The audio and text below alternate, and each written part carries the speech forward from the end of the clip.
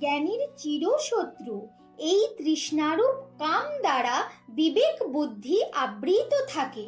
নমস্কার বন্ধুগণ, শ্রীমদ্ ভগবদ গীতার ৩য় অধ্যায় কর্মযোগের ৪১তম শ্লোক থেকে শুরু করছি।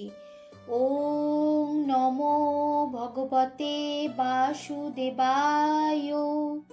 তস্মাৎ তু ইন্দ্রিয়াণি আদৌ নিয়ম্য ভরত ঈশভ পাপ্নানম প্রজহি এনং হি জ্ঞান বিজ্ঞান নাশনম।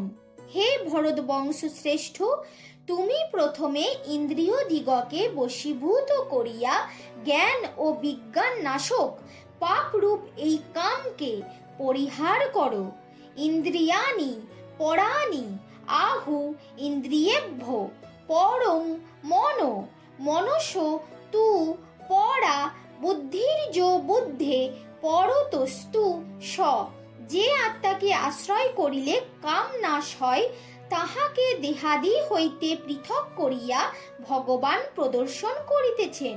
স্থূল দেহ হইতে ইন্দ্রিয় শ্রেষ্ঠ, ইন্দ্রিয় হইতে মন এবং মন হইতে বুদ্ধি শ্রেষ্ঠ।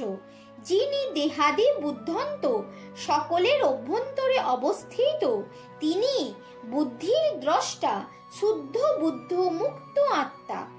এবং বুদ্ধে পরং বুদ্ধা সংস্তভ্য আত্মানম আত্মনা জহি শত্রুং মহাবাহ কামরূপং দুরাসদম। হে অর্জুন, শুদ্ধ বুদ্ধি দ্বারা মনকে সমাহিত করিয়া বুদ্ধির দ্রষ্টা পরমাত্মাকে এই রূপে জানিয়াই অজ্ঞানমূলক দুর্জয় শত্রু কামকে জ্ঞান দ্বারা মূলচ্ছেদ পূর্বক বিনাশ করো।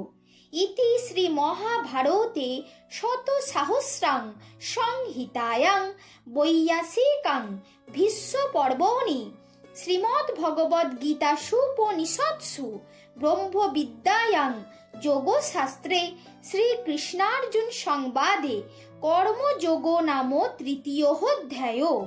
ভগবান ব্যাসকৃত লক্ষ্য শ্লোকে শ্রী মহাভারতে ভীষ্ম পর্বের অন্তর্গত শ্রীমদ্ ভগবদ গীতারূপ উপনিষদে ব্রহ্মবিদ্যা বিষয়ক যোগশাস্ত্রে শ্রীকৃষ্ণার্জুন সংবাদে কর্মযোগ নামক ৩য় অধ্যায় সমাপ্ত।